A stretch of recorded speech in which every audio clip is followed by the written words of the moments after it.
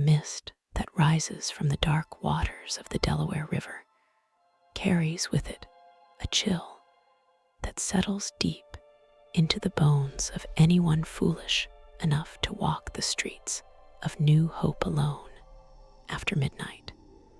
This fog clings to the cobblestones and creeps up the ancient stone walls of the town like a living entity seeking entry into the warmth of the living world. In the heart of this historic borough stands a structure that has witnessed the birth of a nation and the death of countless souls who never truly left the premises. The Logan Inn looms over the intersection with a silent and imposing dominance that demands respect and instills a primal fear in the sensitive. It is not merely a building made of mortar and stone, but a vessel for memories that refuse to fade into the obscurity of the past. Visitors who approach the heavy wooden doors of the Logan Inn often report an immediate sensation of being observed by unseen eyes that track their every movement from the darkened windows above. The air around the entrance feels heavier and thicker than the atmosphere in the rest of the town, as if the pressure of 3 centuries of history is pushing down upon the threshold. Shadows seem to stretch longer here, and the flickering streetlights do little to dispel the gloom that gathers in the corners of the porch. Locals whisper that the inn does not just house guests for the night, but collects them, and sometimes it decides to keep a part of them forever within its walls. The silence here is not empty, but pregnant with the whispers of those who have walked these floorboards long before the current era. The history of this cursed ground begins long before the United States was even a concept in the minds of rebellious colonists. In the year 1722, a man named John Wells received a charter to operate a ferry across the treacherous currents of the Delaware River. He built the original structure as a tavern to serve the weary travelers who risked their lives crossing the water. It was a rough and tumble place where hard men drank hard liquor, and the air was thick with smoke and the smell of unwashed bodies. But even then, there were stories of strange occurrences and unexplained noises that made even the bravest frontiersmen sleep with one eye open. The tavern was a beacon of civilization in the wild, but it was also a magnet for tragedy and violence. As the years turned into decades, the Ferry Tavern became a crucial strategic point during the tumultuous years of the Revolutionary War. The village of New Hope was then known as Coriel Fields Ferry, and it was a vital supply line for the Continental Army. General George Washington himself is said to have stayed near these grounds, and his troops often utilized the tavern for shelter and respite from the bitter cold of the Pennsylvania winters. The walls of the inn absorbed the fears and anxieties of young soldiers who knew they might die in battle the very next day. Their blood soaked into the earth surrounding the foundation, and their spirits were tethered to this place by the violent and sudden nature of their deaths during the conflict. transformation from a rough tavern to the Logan Inn did nothing to cleanse the property of its dark accumulation of spiritual energy. If anything, the renovations and expansions over the centuries only served to trap more entities within the labyrinthine corridors and hidden spaces of the building. The inn has hosted thousands of guests over the years, and many have checked out with stories that defy rational explanation. Some flee in the middle of the night, leaving their belongings behind rather than spend another moment in the grip of the terror that resides there. The staff moves with a hurried efficiency, avoiding certain rooms and hallways when the sun goes down, knowing that they are never truly alone in the building. Among the many spectral residents of the Logan, in the most famous and active, is a spirit known only as Emily. She resides in room 6, and her presence is so potent that many guests request to be moved immediately upon entering the room. Emily is said to be the mother of the former owner of the inn, who died in the room a very long time ago. Her attachment to the space is possessive and intense. Guests report the overwhelming scent of lavender perfume filling the air even when no windows are open and no flowers are present. It is a cloying and suffocating smell that seems to stick to the skin and clothes of those who encounter it, marking them as trespassers in her domain. Those who dare to sleep in room 6 often wake in the middle of the night to find that the temperature has dropped to a bone-chilling degree regardless of the setting on the thermostat. They lie frozen in their beds, unable to move or scream, as they feel a heavy weight settle onto the mattress beside them. It is the distinct sensation of a person sitting down on the edge of the bed, watching them sleep.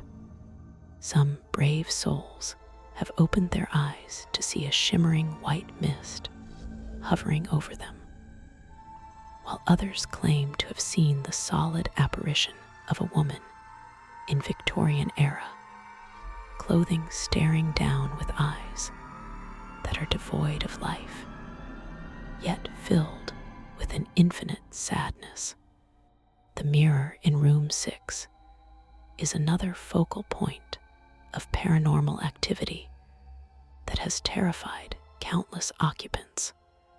Guests have reported looking into the glass to brush their hair or wash their faces, only to see a reflection that is not their own standing behind them. The figure of Emily appears in the silvered surface, her face pale, and gaunt her expression one of stern disapproval. Men seem to be the primary target of her ire, perhaps because of some long-forgotten grievance she held in life. There are accounts of men feeling icy fingers tracing the line of their jaw or gripping their shoulders with a strength that leaves physical bruises the next morning. Beyond the personal hauntings of Emily, the Logan Inn is plagued by the restless spirits of the Revolutionary War soldiers who died nearby. The cellar of the inn was once used as a makeshift morgue during the brutal winter months when the ground was too frozen to dig graves. The bodies of young men cut down in the prime of life were stacked like cordwood in the cold, dark basement awaiting the thaw. Their anguish and confusion permeate the stone foundation, rising up through the floorboards to infect the upper levels with a sense of dread and despair. Employees who must venture into the cellar often report hearing the sounds of moaning and the shuffling of boots on the dirt floor. In the dead of night, when the inn is quiet, guests on the first floor have reported hearing the phantom sounds of a military drum, beating a slow and mournful cadence. It is a rhythmic thumping that seems to come from inside the walls themselves, vibrating through the structure like a heartbeat of the past. Accompanying the drums is the sound of heavy footsteps marching in unison, the ghostly echo of a regiment that is forever drilling for a battle that ended centuries ago. These auditory hallucinations are often accompanied by a sudden drop in temperature and the smell of gunpowder and wet wool filling the hallway. One particular sighting involves the apparition of a tall soldier wearing the tattered uniform of the Continental Army. He has been seen wandering the hallways late at night, appearing solid and lifelike, until he simply walks through a closed door or vanishes into a wall. Witnesses describe him as having a bandage wrapped around his head, covering one eye, and a uniform stained with mud and blood. He never acknowledges the living, but seems to be searching endlessly for his commanding officer, or perhaps a way home that he will never find. His presence is sorrowful rather than malevolent, but it is terrifying nonetheless to encounter a figure from a violent past standing in a modern hallway. The dining room of the Logan Inn is not exempt from the supernatural activity that plagues the rest of the building. Diners enjoying a meal have watched in disbelief as silverware moves on its own, sliding across the table or falling to the floor with a loud clatter when no one is near. Waitstaff have reported feeling invisible hands tugging on their aprons or pushing them gently as they navigate the tables.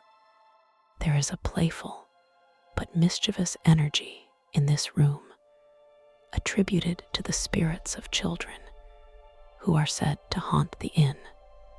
Their laughter is sometimes heard echoing in the empty room after closing time, a high-pitched giggling that raises the hair on the back of the neck. One of the most heart-wrenching apparitions is that of a little girl who has been seen by guests and staff alike in the parking lot behind the inn. She appears to be about 6 or 7 years old, wearing a white dress that belongs to a bygone era. She stands near the edge of the lot, staring toward the river, with tears streaming down her face. Those who have approached her to offer help report that she looks up with eyes that are black voids before fading away into the mist. Legend says she drowned in the river nearby, and her spirit wandered to the inn looking for her parents who were staying there at the time of her death. Inside the inn there is a painting that hangs in the lobby, which has become a source of unease for many visitors. It depicts a mother and her children in a style that is typical of early American portraiture. However, many people claim that the eyes of the figures in the painting follow them as they move across the room. Some have even reported that the expressions on the faces of the children change, shifting from innocent smiles to grimaces of pain or terror. When looked at through the peripheral vision, the painting seems to act as a window for the spirits trapping their likeness, and perhaps their souls within the canvas. The unsettling atmosphere of the Logan Inn reaches its peak in the narrow hallways of the upper floors. Here, the lighting is often dim, and the floorboards creak with every step, betraying the location of anyone walking the corridor. Guests have reported seeing a dark, misty figure that moves rapidly down the hall, darting into rooms or vanishing through the ceiling. This shadow entity is distinct from the human apparitions and carries with it a feeling of intense malevolence. It is described as a blacker than black mass that absorbs the light around it, leaving a void where it stands. Encountering this entity evokes a primal fight or flight response that is impossible to ignore. There are stories of a weeping woman who wanders the second-floor hallway, sobbing uncontrollably into her hands. Her cries are muffled and distant at first, but they grow louder and more desperate as she approaches. Guests who have opened their doors to investigate the noise find the hallway empty, but the sound of weeping continues to echo around them, coming from everywhere and nowhere at once. It is a sound of pure heartbreak that permeates the walls and keeps guests awake long into the night, filling their minds with images of loss and sorrow. The basement of the Logan Inn remains the epicenter of the darkest energy in the building. It is strictly off limits to guests, but employees who have been down there tell tales of being physically assaulted by unseen forces. Scratches appear on their arms and backs, welted red marks that burn and sting. Tools are moved or thrown across the room by invisible hands. There is a palpable feeling of anger in the cellar, a rage that has been festering for centuries. It is believed that this is where the spirits of the soldiers are most active, trapped in the place where their bodies were discarded like refuse.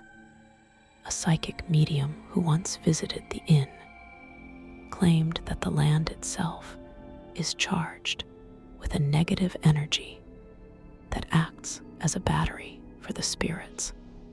The limestone bedrock and the flowing water of the Delaware River create a conduit for paranormal activity, amplifying the hauntings.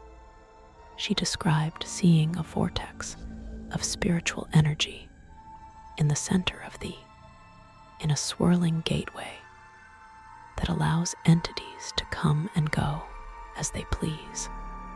This explains why the activity is so diverse and frequent, with new spirits appearing and disappearing over the years, while the core residents, like Emily, remain constant.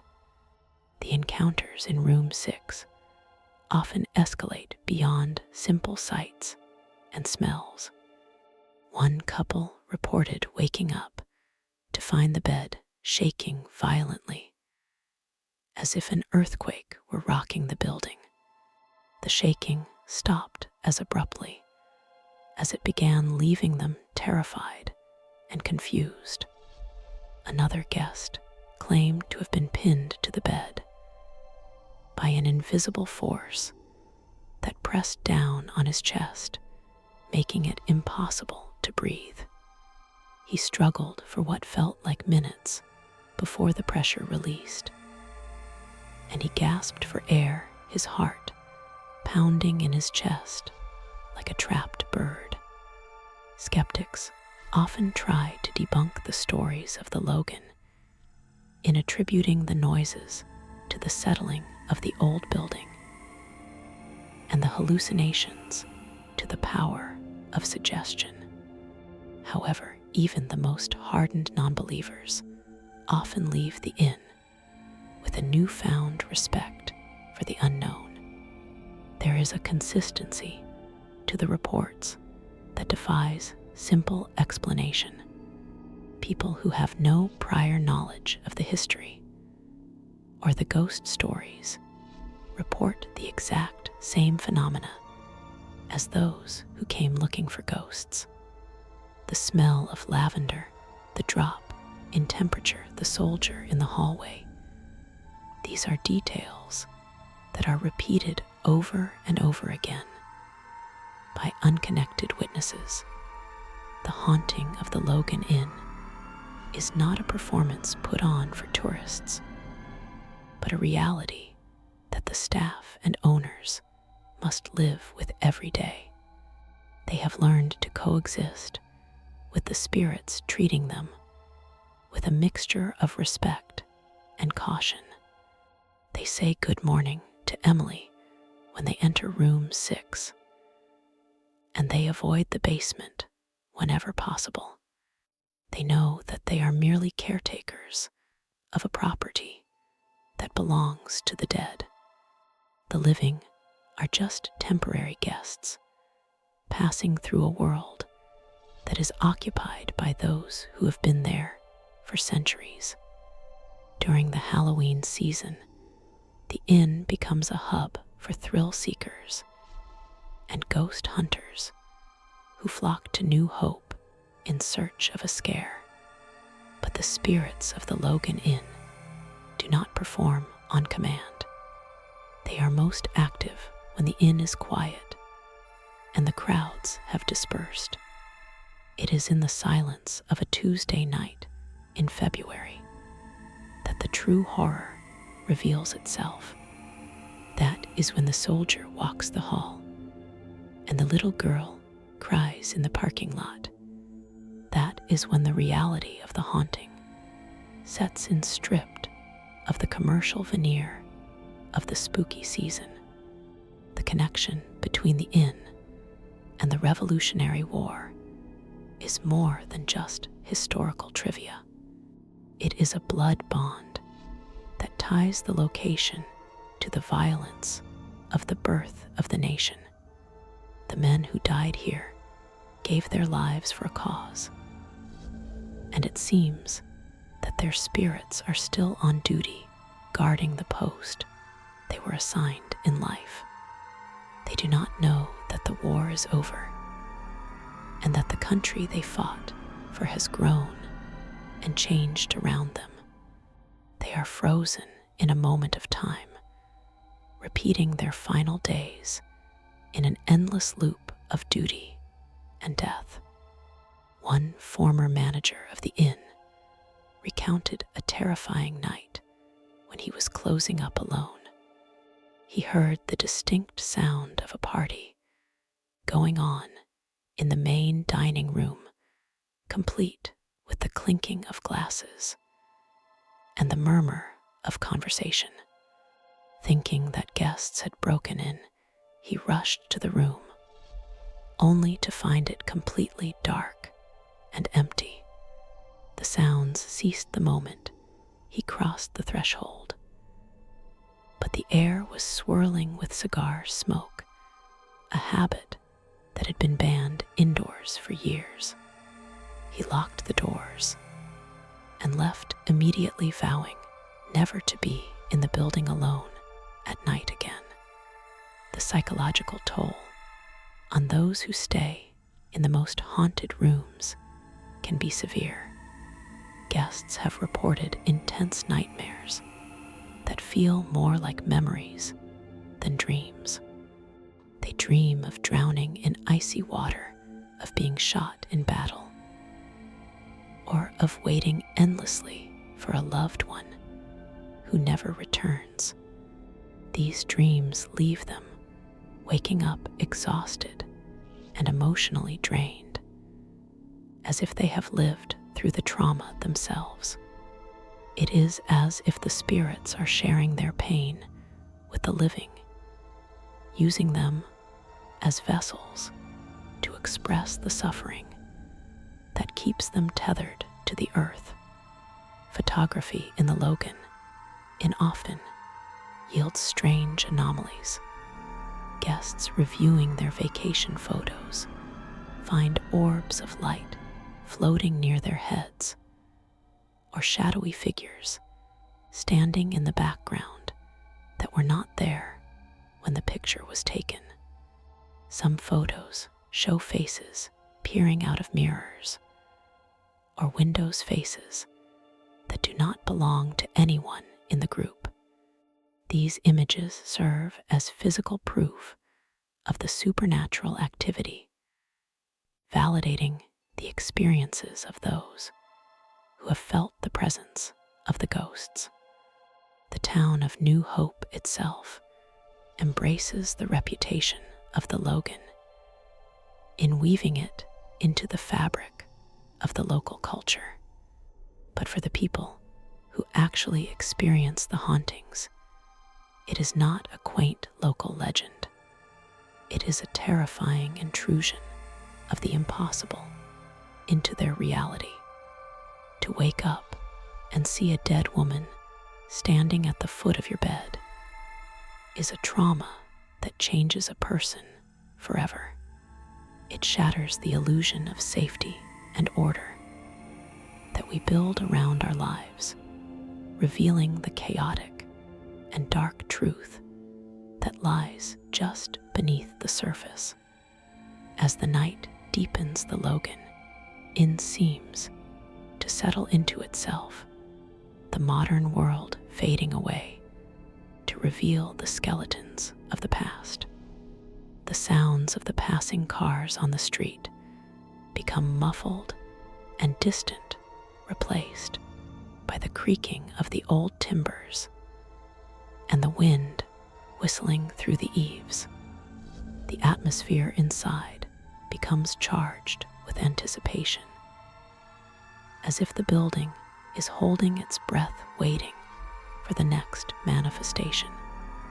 It is a place where the veil between the worlds is thin and tattered, allowing things to slip through that should remain on the other side.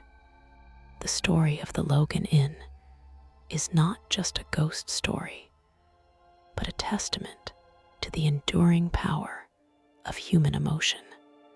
The spirits that haunt these halls are driven by love, loss, duty, and fear. They remain because they have unfinished business, or because the trauma of their death was too great to allow them to move on. They are trapped in a purgatory of their own making, bound to the stone and wood of the inn. And as long as the Logan Inn stands, they will continue to walk its floors, reminding the living that death is not always the end. When you leave the Logan Inn and step back out into the cool night air of New Hope, you carry a piece of its darkness with you. The feeling of being watched lingers long after you are out of sight of the building. You find yourself checking the rearview mirror as you drive away, half expecting to see the pale face of Emily or the bandaged soldier staring back at you. The inn remains standing on its corner, a silent sentinel, keeping its secrets and its ghosts safe within its walls, waiting for the next traveler to arrive and become part of its history.